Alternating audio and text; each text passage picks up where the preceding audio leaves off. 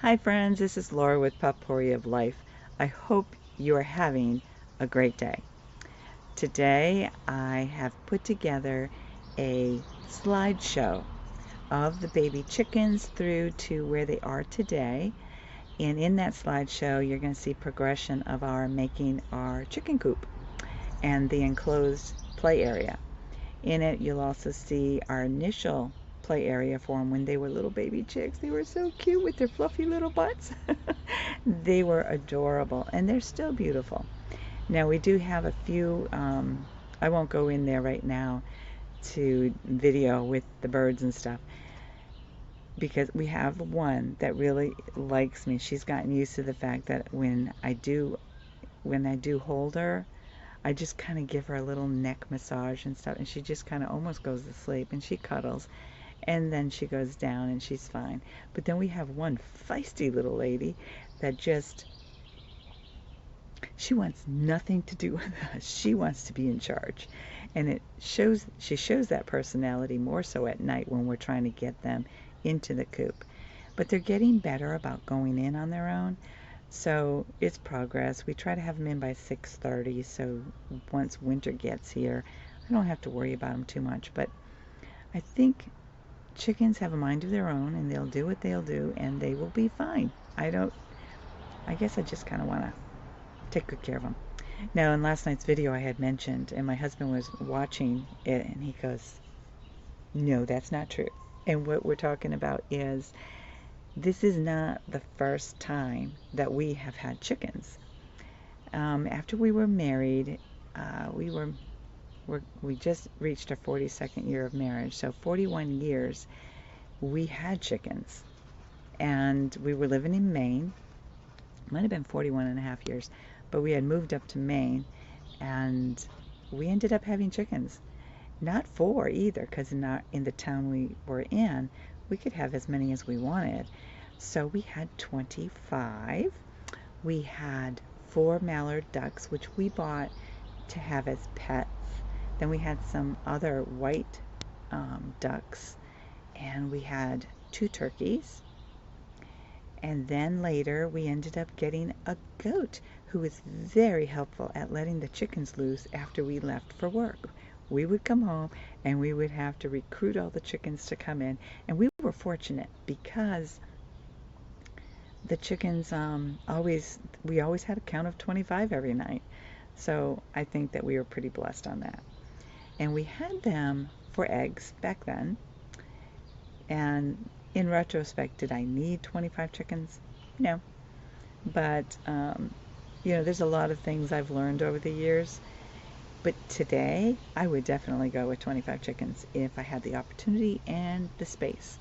Our town allows 5. You can only purchase 4 at a time. I don't get that.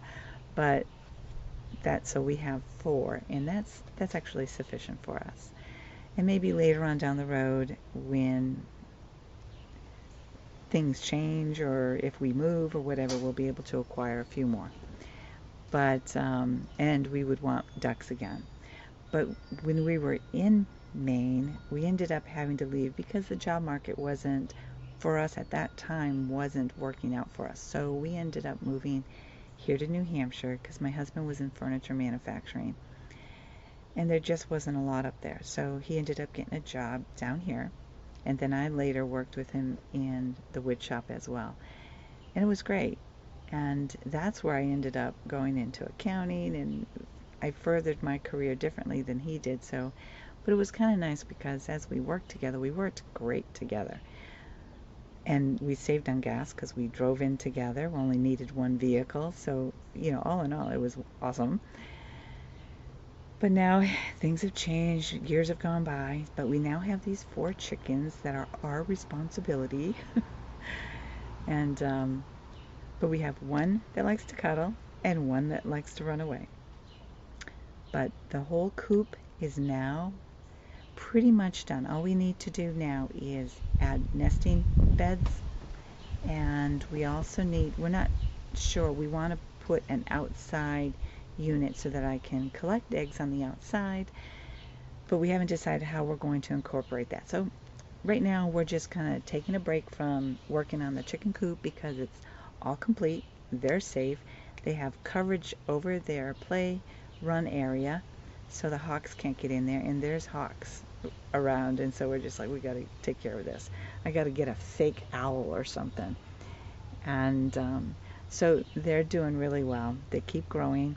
So you're going to see them in this slideshow that I'm going to share, is them growing from when we first got them and their cute little butts. You know, they were just so adorable.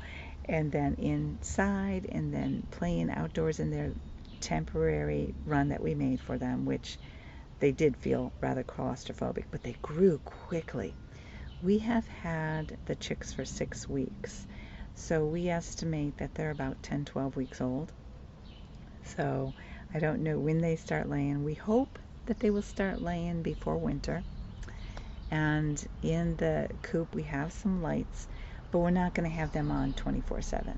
We put them on when they go in, and we turn them off at like 7:30, so that they can get acclimated, and then as the skies get darker, they're getting used to the lights from outdoors.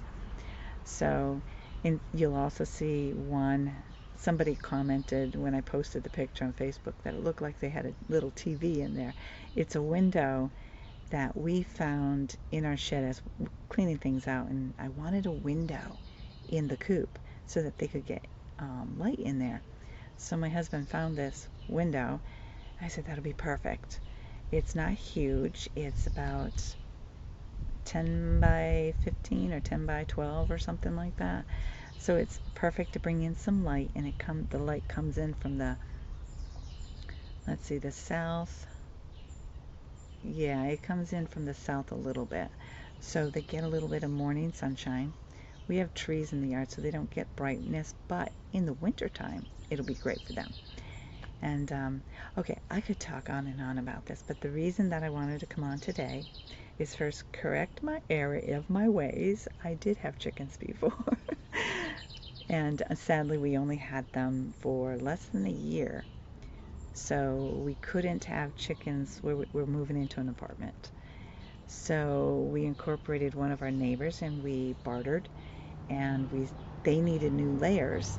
So I think they took 12 or 13. I don't remember what the divvy was, but they took half for new layers, and then we took the other half, and they helped us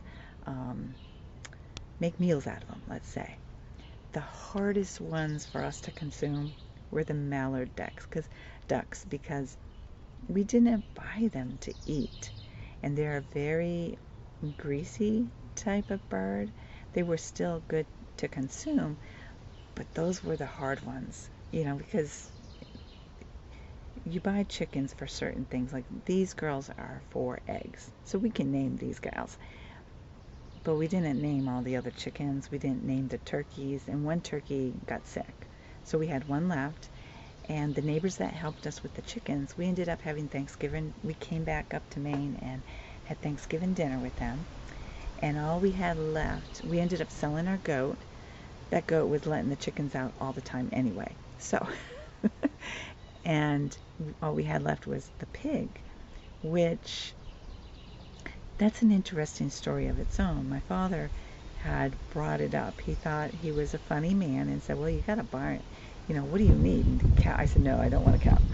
And so he ended up, on his way up, he saw a stand where somebody was selling pigs. So he got up to the house, and we now had a pig. We did have an area where we could have the pig, but and they had like a little trailer that they came on. It was a metal trailer, and it was funny because we also had bantam roosters, and those have never experienced bantam roosters. They're very loud, and they like new shiny things, and so they were on there. I was excited because I got to sleep in, because usually they would go to our bedroom window and wake us up. But instead, they had an Airstream, so you know what I'm talking about in terms of what kind of trailer they had. The bantams got on top of their trailer, pecking away and roosting and waking them up. Dave and I were very, very amused. My father and my stepmother were not amused at all. But I said, I didn't ask you for the pig, but you decided to, so the Bantams were going to teach you a thing. But because they woke up early and we didn't. But it was kind of nice we ended up having the pig for a while, and we left it up there, and we planned on, when we went up for Thanksgiving, to take her and get her slaughtered and have her for me, and also split that with the couple who helped us with the chickens, because they also had a place where we could put the pig, because they had a pig that wasn't used, they no longer had a pig, so we used their place. And so we just felt it only fair to split it. And but sadly, this pig we had, he was an escape artist. It would get out of its area at our house, get out of its area down at their place, and we got a horrible storm, winter storm, and it got stuck between two trees, which was unfortunate.